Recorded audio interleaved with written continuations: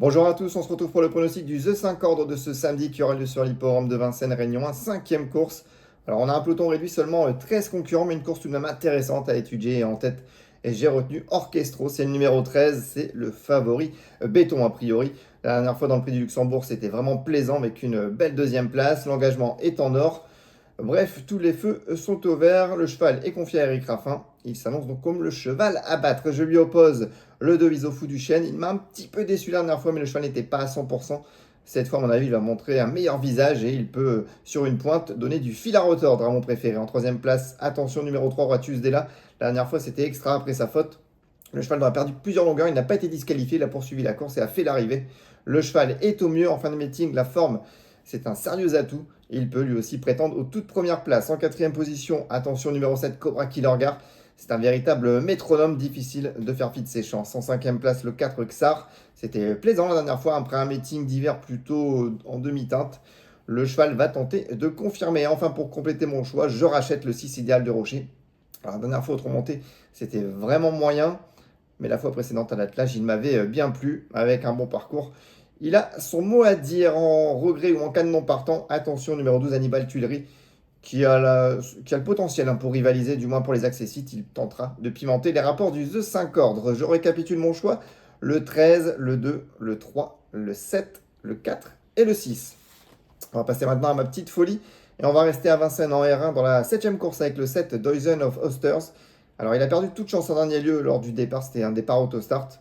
Il ne faut pas lui en tenir rigueur, hein. Auparavant il a éprouvé qu'il avait de sérieux moyens, c'était un trotteur en retard de gain.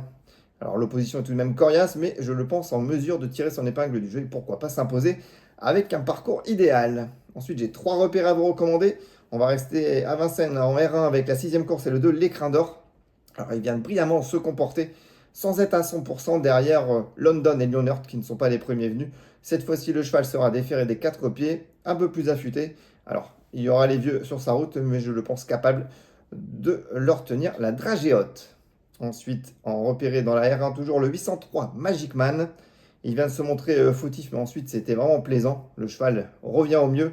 En tête, il peut prétendre à la victoire. Ensuite, on va aller faire un petit saut du côté de Fontainebleau en R3 dans la 7ème course avec le 7 Jess Livermore.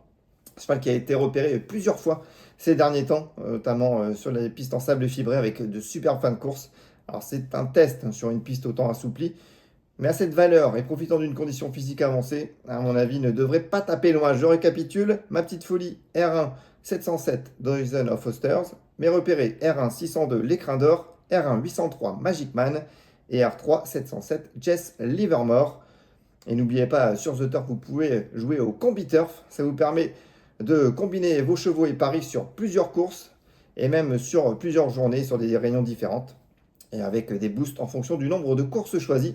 N'hésitez pas à essayer, c'est un jeu intéressant et avec un budget limité, on peut tout de même s'amuser. Et on n'oublie pas, le jeu doit rester un plaisir, on n'est jamais sûr de rien aux courses. Demain, vous retrouverez Simon pour le pronostic du The 5 ordre de dimanche qui aura lieu du côté d'Auteuil.